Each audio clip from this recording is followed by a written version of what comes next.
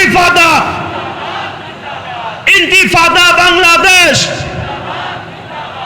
আম্মা বা'দ, আউযু বিল্লাহি মিনাশ শাইতানির রাজিম, বিসমিল্লাহির রহমানির রহিম।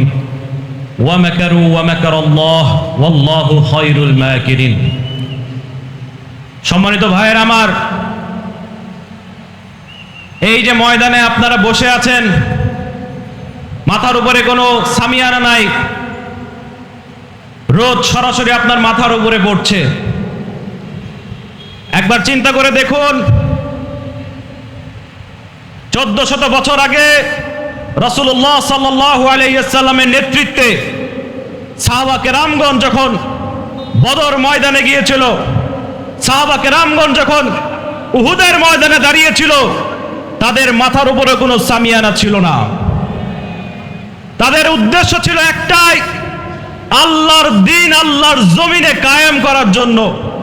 আর এই জায়গায় আমরা যারা এখানে উপস্থিত রয়েছি, গলায় তৃষ্ণা নিয়ে, পেটে ক্ষুধা নিয়ে, মাথার উপরে রোদ নিয়ে, ভ্যাপসা গরমের ভিতরে যারা বসে আছি, তাদের উদ্দেশ্য একটাই, আল্লাহর জমিনে আল্লাহর দ্বীন কায়েম করার জন্য।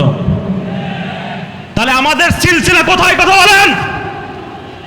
1400 বছর আগে আমাদের সিলসিলা, এবং সেই সিলসিলার ধারা ধরেই আমরা এগিয়ে যাচ্ছি ইনশাআল্লাহ।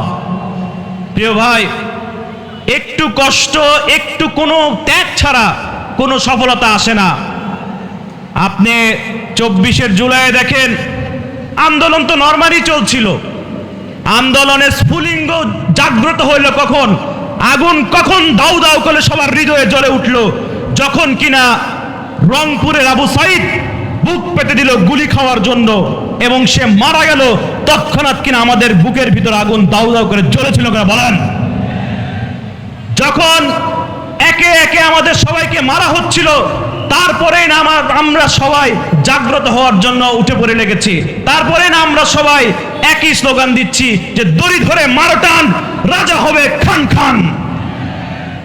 তাহলে প্রিয় ভাই, একটু কষ্ট, একটু ক্ষুধা, এই তো একটু সহ্য তো করাই যায়। আপনারা চিন্তা করুন আমার গাজ্জার ভাইদের কথা, কি হচ্ছে তাদের, খাবারের অভাবে তারা শুকিয়ে যাচ্ছে। চিন্তা করুন আমাদের কাশ্মীরের ভাইদের কথা, ভারতে নির্যাতিত মুসলমানদের কথা, আরাকানে নির্যাতিত ভাইদের কথা। আমরা এখান থেকে সাহায্য ছাড়া আর কি বা পাঠাতে পারি? অথচ এই গণহত্যাকারী ইসরায়েলকে, যারা গণহত্যা বলতে পারে না, তাদের প্রতিষ্ঠান এই দেশে স্থাপন হতে যাচ্ছে।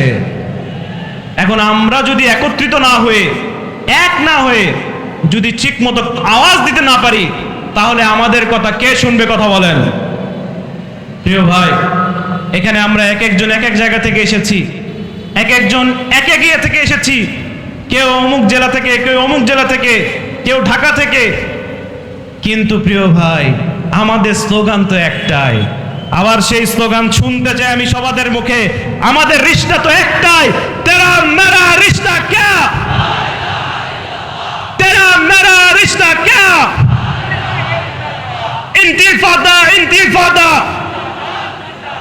ইন্তিফাদা বাংলাদেশ। আল্লাহ আজ্জা ওয়া জাল এই মাজলুমের মুখরিত হওয়ায় যে প্ল্যাটফর্মটাকে কবুল করুন, বলেন আমিন। আল্লাহ আজ্জা ওয়া জাল আমাদেরকে এই জমিনের ইসলামী হুকুমত কায়েম করে প্রতিষ্ঠা দান করুন, বলেন আমিন। এই বলে আমার বক্তব্য শেষ করছি। ওয়া আখিরু দাওয়ানা আলহামদুলিল্লাহি রাব্বিল আলামিন।